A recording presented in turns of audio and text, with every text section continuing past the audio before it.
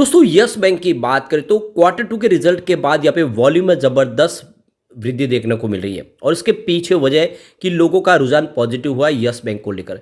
आज काफ़ी ज़बरदस्त तेजी भी बनी, स्टॉक 17 तक पहुंचा, लेकिन ऊपर के लेवल से देखें तो काफ़ी ज़्यादा रिटेल इन्वेस्टर है जो इस समय भी प्रॉफिट बुकिंग करने की बजाय लॉस में निकलने की कोशिश करें। उनको लग रहा है कि हर तेजी में यहाँ से निकला जाए, जबकि यह एक्चुअल में खरीदारी का मौका है।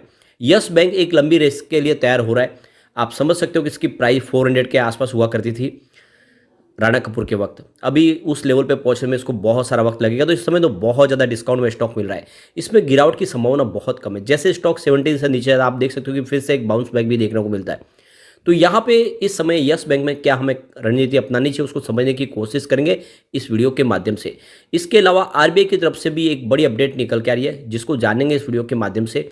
और क्या है रुझान यस बैंक का बड़े बड़े इन्वेस्टर को लेकर, और इन्वेस्टमेंट के हिसाब से देखें तो क्या एक लॉन्ग टर्म का नहीं लेकर निवेश किया जा सकता है। इन सारी बातों को जानेंगे इस वीडियो के माध्यम से। लेकिन फ्रेंड, उससे पहले अगर आप पहली बार हमारे चैनल पे आए तो चैनल को सब्सक्राइब कर दीजिए, एक बेल आइकॉन दबा दीजिए ताकि जब भी नया वीडियो बने पहला नोटिफिकेशन आपको मिले। वीडियो पसंद आए तो लाइक से जरूर कीजिए। चलो फ्रेंड्स, वीडियो स्टार्ट करते हैं। मैं हूँ आपका दोस्त एसबी दवे और हमारे अपने चैनल ऑनलाइन कमाई में आपका बहुत बहुत स्वागत है। सबसे पहले बाजार की बात करें तो आज बाजार ने शानदार तेजी दिखाई है। 64,958 के स्तर पे 594 पॉइंट की बम्पर तेजी, यानी 600 पॉइंट की शानदार तेजी। 0.92% अपना बीएसई सेंसेक्स लगातार बाजार फिर से दौड़ रहा है, काफ़ी शानदार प्रदर्शन कर रहा है बाजार। लेकिन एफआई का रुझान अभी भी निगेटिव बना हुआ है। एफआई अभी भी बाजार में बिकवाली कर रहे हैं। 3 नवंबर को हमें लग रहा था कि आंकड़ा बहुत नीचे आया, एफआई बाजार में फिर खरीदारी करेंगे, लेकिन आज ऐसा हुआ नहीं। आप देखें तो 3 नवंबर को उन्होंने मात्र 12 करोड़ की ही नई बिकवाली की थी। उससे पहले उनकी 1200 करोड़ के आसपास की बिकवाली थी 2 नवंबर को। लेकिन आज एफआई ने 7,741 करोड़ का नया इन्वेस्टमेंट किया, लेकिन सामने 8,291 करोड़ की बिकवाली कर दी। तो इस बड़ी तेजी के दौरान भी उन्होंने 549 करोड़ का अपना माल बेचा है। और इस महीने में शुरुआत से देखें तो अभी तक लगातार वो बिकवाली ही बने हुए, यानी अभी भी एफआई को भरोसा नहीं है बाजार पे, तेजी पे भरोसा नहीं। उनको लग रहा है कि बाजार में करेक्शन आएगा। डीआई बाजार को खरीदारी कर रहे हैं, वो बाजार को संभालने की कोशिश करें। आज भी डीआई ने 8,311 करोड़ का नया इन्वेस्टमेंट किया, सामने 7,715 करोड़ की बिकवाली की। उनकी जो खरीदारी का आंकड़ा है वो 795 करोड़ के आसपास है पॉजिटिव। और इस महीने में उन्होंने करीब 2,467 करोड़ का माल नया खरीदा है, और इस वजह से बाजार को तेजी देखने को मिल रही है। यस बैंक की बात करें, स्टॉक की शुरुआत 16.55 पर हुई, पॉजिटिव शुरुआत हुई क्योंकि फ्राइडे की क्लोजिंग 16.45 के आसपास थी, और इंट्राडे में 16.90 का हाई भी बनाया। स्टॉक बिल्कुल 17 तक जाके आया। लो है वो 16.50 का है। अच्छी बात है कि पूरे दिन में आप देखें तो गिरावट तो बिल्कुल नहीं हुई, लेकिन देख सकते हो बड़े फंड हाउस की यहाँ पे कुछ बिकवाली भी हुई, इस वजह से स्टॉक नीचे आए। अंत में 16.70 के आसपास क्लोजिंग रही, जहाँ पे 1.52% की तेजी देखने को मिली। अब इसकी प्रदर्शन देखें तो पिछले कुछ दिनों से स्टॉक इस समय पॉजिटिव जोन में आ चुका है। 30 अक्टूबर की बात करें, स्टॉक की क्लोजिंग 15.95 के आसपास हुई थी, तो स्टॉक 16 से भी नीचे उतर गया था। 31 अक्टूबर को भी देखें तो क्लोजिंग 15.95 के आसपास थी। सेम यहाँ पे कोई भी आपको बदलाव देखने को नहीं मिलेगा 2 दिन। लेकिन 1 नवंबर को स्टॉक फिर से 16 के आसपास आ गया 0.3% की तेजी के साथ में। 2 नवंबर की बात करें तो फिर से 16.05 के आसपास 0.3% की ही तेजी बनी। लेकिन 3 नवंबर काफ़ी शानदार रहा, स्टॉक आ गया 16.45 के आसपास 2.5% की तेजी के साथ, और आज स्टॉक लगभग 17 तक पहुंचा। तो अब आप देख सकते हो कि निचले लेवल से काफ़ी अच्छा बाउंस बैक देखने को मिल रहा है, और जैसे स्टॉक नीचे गया फिर से खरीदारी लौट के आई है। वॉल्यूम काफ़ी अच्छा देख सकते हो कि पिछले 1 महीने पर इसका 13 करोड़ का वॉल्यूम था। 4 करोड़ की डिलीवरी उठाई गई थी। 1 वीक पहले 12 करोड़ का वॉल्यूम था। 3 करोड़ की डिलीवरी उठाई गई थी, और फ्राइडे को 20 करोड़ का ज़बरदस्त वॉल्यूम होता। 5 करोड़ डिलीवरी बेस काम होता, और आज भी 17 करोड़ का ज़बरदस्त वॉल्यूम हुआ। काफ़ी ज़बरदस्त वॉल्यूम हो रहा है। अब यहाँ पे एक बड़ी अपडेट निकल के आ रही है, आने वाले समय लोगों की ईएमआई बढ़ सकती है। तो जैसे कि ये रिपोर्ट जो निकल के आ रही है मॉर्गन स्टैनली की तरफ से, जो रिपोर्ट है कि आने वाले समय रिजर्व बैंक है जो रेपो रेट बढ़ा सकता है। और इसके पीछे वजह एक तो ग्लोबल रीजन अभी जो प्रॉब्लम चल रही है, हमास का इजराइल का युद्ध शुरू है, दूसरी तरफ रसिया यूक्रेन का युद्ध शुरू है काफ़ी समय से, और इन्फ्लेशन की प्रॉब्लम हो रही है। ये जो रीजन को देखें, इसकी वजह से आपको क्रूड ऑयल की प्राइस भी बढ़ सकती है, तो इसका नेगेटिव इफेक्ट बाजार पे देखने को मिल सकता है। तो ईएमआई बढ़ने की संभावना बन रही है। तो रिजर्व बैंक ऑफ इंडिया जो काफ़ी समय से रेपो रेट नहीं बढ़ा रहा है, आने वाले समय रेपो रेट बढ़ सकती है। अगर ऐसे ही यूरोप और मिडिल ईस्ट की जो टेंशन है जारी रही तो इंडिया के बाजार के लिए प्रॉब्लम हो सकती है।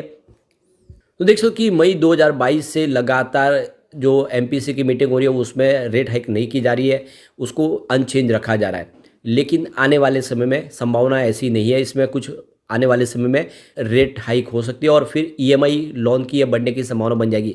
यानी जो होम लोन या फिर जिन्होंने कार लोन लिया है, दूसरे कोई लोन लिया, उनके लिए प्रॉब्लम हो सकती है, ऐसी संभावना बन रही है। तो मॉर्गन स्टैनली का कहना है कि जो ऑयल इंपोर्टर है इंडिया, हमारा लगभग 85% हम ऑयल इंपोर्ट करते हैं, उसी के ऊपर हमारा सब चलता है। ऐसे में आने वाले समय लॉन्ग टर्म में देखें तो जो ग्लोबल रीजन है वो प्रॉब्लम दे सकते हैं इंडिया के लिए। तो जो चीफ एशिया इकोनॉमिस्ट है चेतन आया मॉर्गन स्टैनली, उनका कहना है कि यूएस इंटरेस्ट रेट अगर हाइक करेगा तो क्रूड ऑयल की प्राइस है वो बढ़नी शुरू हो जाएगी और 110 पर बैरल के हिसाब से डॉलर के प्राइस बढ़ सकती है एक बैरल की।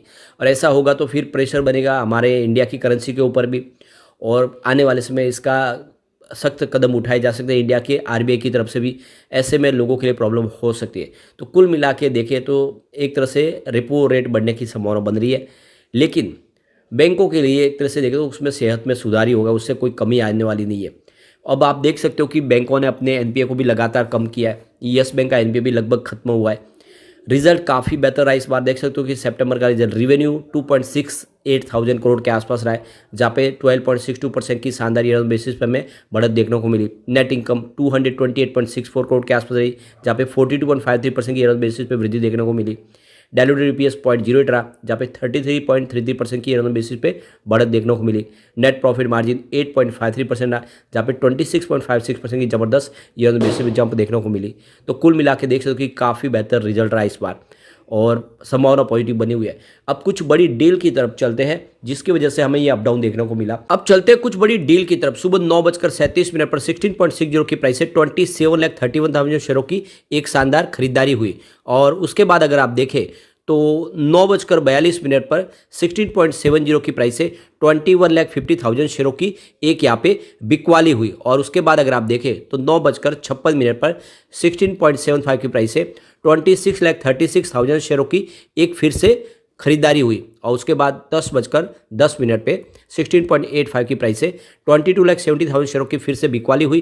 तो उसके बाद अगर आप देखें तो 10:11 पर 16.85 की प्राइस से 34,18,000 शेयरों की फिर से खरीदारी हुई। फिर 10:21 पर 16.75 की प्राइस से 24,91,000 शेयरों की एक बड़ी बिकवाली हुई। फिर 10:37 पर 16.75 की प्राइस से 20,64,000 शेयरों की फिर से बिकवाली हुई। उसके बाद 10:37 पर 16.70 की प्राइस से 24,51,000 शेयरों की एक बड़ी खरीदारी हुई। उसके बाद 11:08 पर 16.60 की प्राइस से 27,32,000 शेयरों की फिर से बिकवाली हुई। तो दोनों तरफ का माहौल था, कुछ बड़े फंड हाउस ने यहाँ पे बिकवाली भी की है और खरीदारी भी, और इसी वजह से आप देखें तो प्राइस जो ऊपर बढ़ी थी वो फिर नीचे आई। तो अभी फिलहाल रुझान बना हुआ रिटेल इन्वेस्टर की तरफ से और बड़े फंड हाउस की तरफ से बिकवाली भी हो रही है साथ में। तो एक तरह से देखें तो ये मौका अच्छा है, बाजार काफ़ी ज़्यादा दौड़ चुका है, यस बैंक का स्टॉक बहुत ज़्यादा डिस्काउंट प्राइस में मिल रहा है। ऐसे में लॉन्ग टर्म इन्वेस्टर इस समय इन्वेस्टमेंट कर सकते हैं, आने वाले समय स्टॉक कमाल कर सकता है। वैसे अगर आप देखें तो मैंने जो जो आपको स्टॉक बताए होंगे उन्होंने बहुत ही ज़बरदस्त रिटर्न दिया है, आप चाहे तो देख सकते हैं, जिसमें सुजलॉन एनर्जी या फिर IRFC या आप देखें तो रिलायंस पावर, जेपी पावर, सब ने बहुत शानदार प्रदर्शन किया। निचले लेवल से देखें तो कई गुना बढ़ चुके हैं। इससे अभी तक यस बैंक का स्टॉक ही जो नहीं दौड़ा है और इसमें भी जल्दी तेजी आ सकती है, तो लॉन्ग टर्म का नजरिया लेकर निवेश कर सकते हैं। आने वाले समय यस बैंक आपको एक ज़बरदस्त रिटर्न दे सकता है। लेकिन फ्रेंड, कोई भी इन्वेस्टमेंट करने से पहले अपने फाइनेंशियल एडवाइजर से बारे ले ले या अपना खुद का रिसर्च करें, क्योंकि मैंने वीडियो आपके एजुकेशनल पर्पज़ के लिए ही बनाया। वीडियो पसंद आए तो लाइक से जो कीजिए और चैनल को सब्सक्राइब कर दीजिए। Thank you friend.